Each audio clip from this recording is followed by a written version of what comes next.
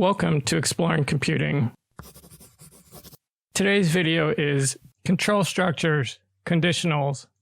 So in the previous lecture, we talked about how when we have a program, we have a number of statements that we've written, and the computer will follow our directions and will execute the statements in the order in which they're listed. And that's what we want to have happen in our simpler programs, but sometimes we want a little bit more control over which statements get executed. And we can do this using something called a control structure. A control structure determines the order of execution. So there are a number of different types of control structures. And depending upon the specific type of control structure, the control structure may cause statements to execute in some situations, but not others. It may cause the computer to execute statements a given number of times. It may cause the execution of statements over and over and over again until a particular condition occurs. And we will be looking at several different types of control structures. The ones that we're going to be talking about today fall into a category called conditional control structures. The simplest conditional control structures execute code if a particular condition is true, and otherwise they don't do anything. A slightly fancier version, which we'll also talk about today, execute code if a particular condition is true and execute some other different code if that condition is false. And then finally, there are some conditional control structures that will execute different code depending upon the value of a particular variable. So for example, if a variable is currently set to 1, one set of code will get executed if that variable is set to 2, a different set of code will get executed, and a variable set to 3, a third set of code will get executed. If you actually look at that last example there, you may realize that we could probably do that by using one of the previous two sets of control structures. And this is something that actually happens quite often in computer science, where there are more primitive mechanisms that can be used to implement the more sophisticated mechanisms. But using the more sophisticated mechanisms generally is going to make it easier for people to understand what's going on and easier to read. So let's take a look at our first control structure, which is the if statement. And so here's some code here with an if statement. And I'm going to be using temperature examples for today's lecture. So I'm going to go ahead and get a temperature from the user, and then I'm going to have the computer give its opinion on what it thinks of this temperature. So this code pretty much, you could probably look at this code and figure out what it's doing. So it retrieves the temperature from the user using the input statement, and then you'll recall we need to convert that because generally the input statement is going to return a string, which will be treated as text. And in this case, we want to treat it as a number. And so we're going to convert it to a floating point number.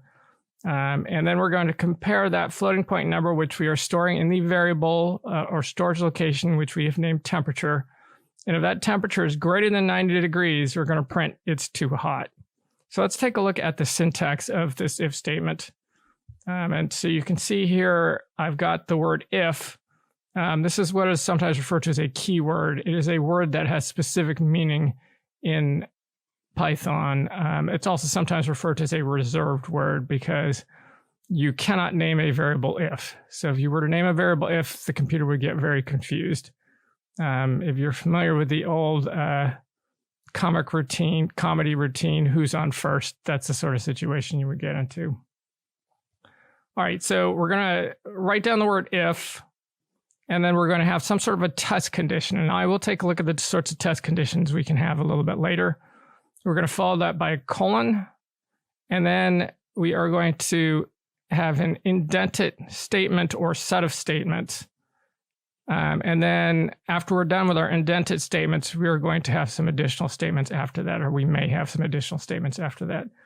And so the way this works is the test condition should give us a true-false value. We're going to take a close look at that in a minute. And so our test condition was if the temperature is greater than 90, and if you think about temperature greater than 90, so either the temperature is greater than 90 or it's less than or equal to 90. So that's a true-false value. So either one condition is true or the other condition is true, and that's what we want for our test conditions. If that test condition is true, in fact, the temperature is greater than 90, then what we're going to do is we're going to execute the statements that are indented below that if test condition. In our case, it's going to do the print statement, it's too hot. And then if we have additional statements that we want to always execute, those would go after the other statements. Let's take a look at a slightly more complex example. Okay, so in this case, I've got a number of statements that get always executed. So essentially, the thing to be paying attention to is in Python, the indentation of the statements determines which statements are subordinate to other statements. So I've got that temperature equals float, input, enter temperature, that always happens. The print computers are heat sensitive, that always happens. The if temperature is greater than 90, that always happens. And if we go all the way down to the bottom, the print be nice to your computer, that also always happens.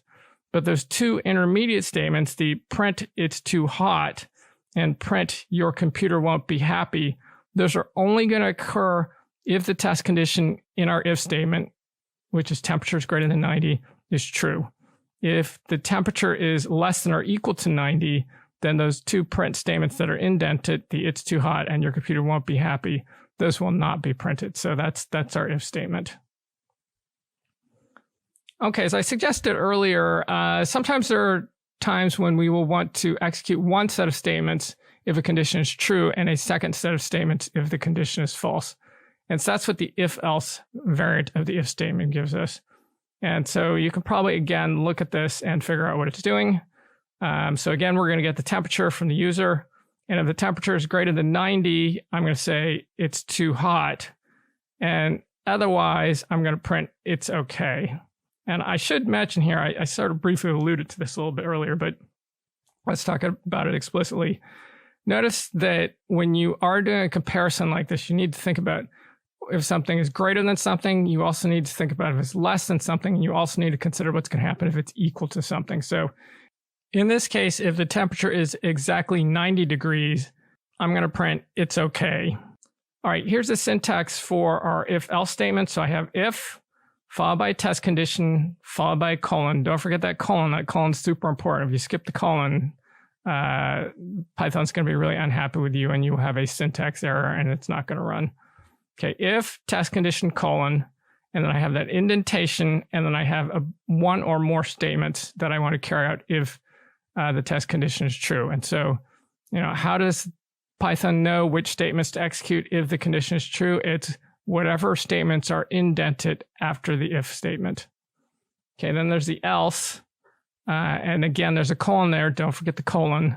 And then I have one or more statements indented after the else. And those will all get executed if the test condition is false. And then if I have additional statements which aren't indented, those will always get executed. I can also chain my if statements together. I don't think this has an official name, but I call them chaining if-else statements. So you can see in this case, I'm checking what the temperature is. I'm printing if computers are heat sensitive. I'm checking if the temperature is greater than 90. We've seen this before. And then I have that elif temperature is greater than 80, elif temperature is greater than 65, else print it's cold, computers like it nice and cold. All right, so the idea here is it's going to try and carry out that temperature is greater than 90 comparison.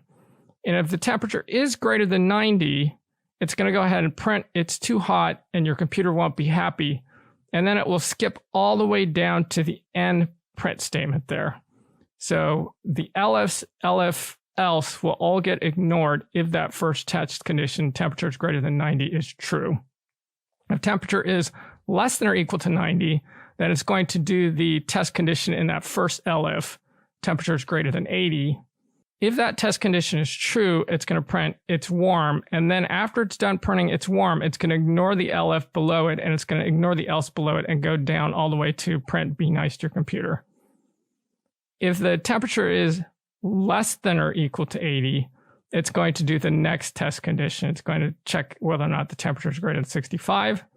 And if that test condition is true, it'll print it's nice, your computer's fine. And then it's going to skip the else statement and it will go directly to the print be nice to your computer. On the other hand, if the temperature is less than or equal to 65, it will print it's cold, computers like it nice and cold, and then it will always print be nice to your computer.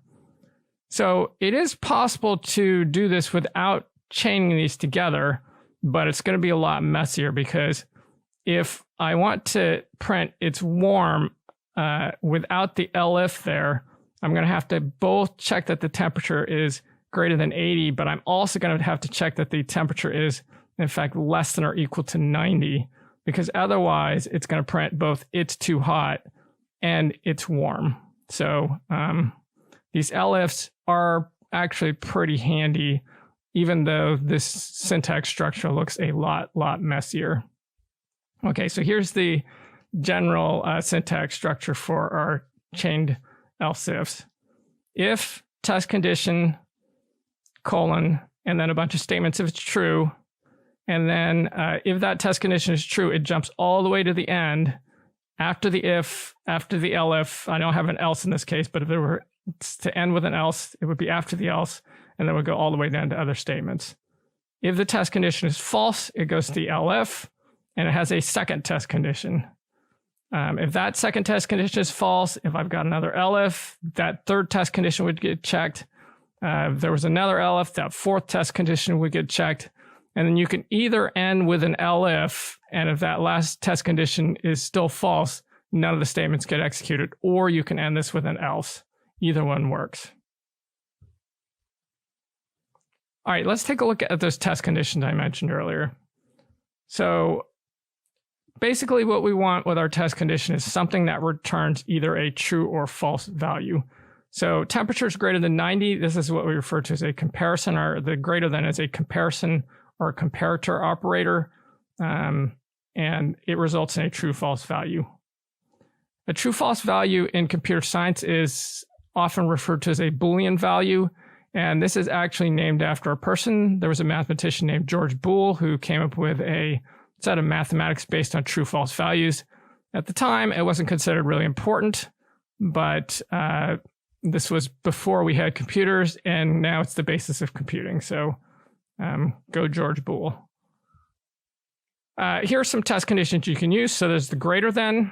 I mentioned that you need to think about what happens when something's equal. So you can either say, hey, this is only true if it's greater. So temperature is greater than 90, or you can be like, hey, I think a temperature of 90 is pretty bad too. So instead of using greater than, which says, if the temperature is 90, that doesn't count. It's only if it's greater than 90, or you can use the greater than or equal.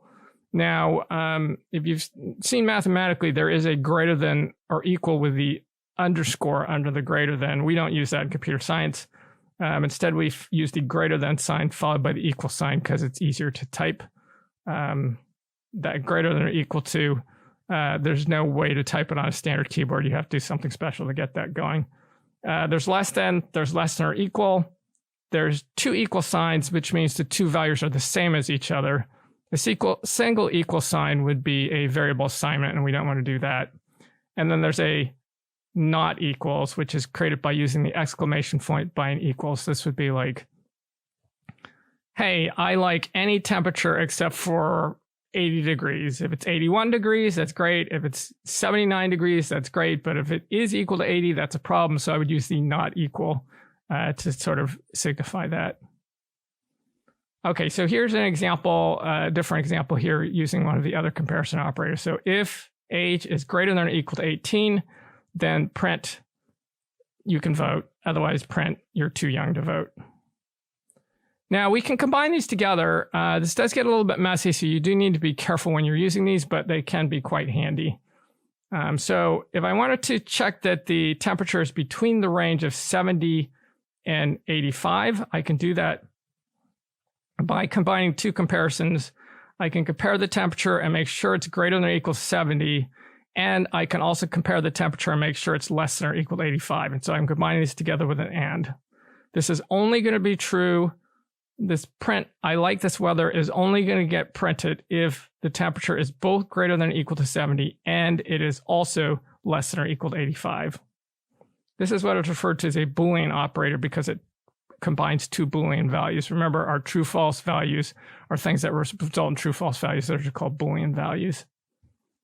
There's also OR operators. So in the second example here, I've got an OR. I say if the temperature is less than 50, or if the temperature is greater than 95, then print two extremes. So my OR operator is going to work if either one of the test conditions is true. So either the temperature is less than 50, or if the temperature is greater than 95, then the whole thing will be true, and we will print two extreme.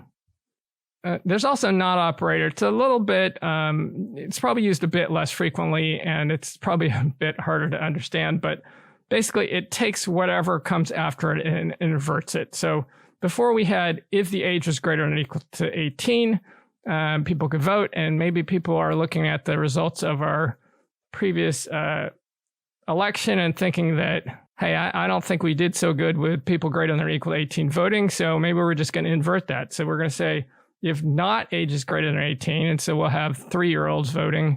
And so if I do, if not age is greater than or equal to 18, this essentially means that if the age is 18 or over, that comparison age greater than or equal to 18 is true, but the not actually reverses that. So basically, if somebody is 17.9, they would be able to vote. If people were 16, they would be able to vote. If they were 3, they would be able to vote. But if they're 18, 19, 20, 50, 70, they couldn't vote. All right, it's also possible to just put a Boolean value straight there. So we can write Boolean values as true and false. In Python, these are written with a capital T. So if true, print, I like this weather. This actually always prints, I like this weather. You wouldn't use this in an if statement, but there are some other control structures where some people do like using this particular method of always putting a true value there. I personally think it's a little odd. I do know there are reasons why they do it, but you will see this sort of code. You won't see it with an if statement. So again, I've just written a Boolean value there directly, and so this is always going to be true, and so it's always going to print, I like this weather. And you can also take these Boolean values and just store them into variables directly. So, we've previously talked about how there are integer values, there are floating point values, and there are strings, and it turns out Boolean is yet another type of value that we can store in a variable.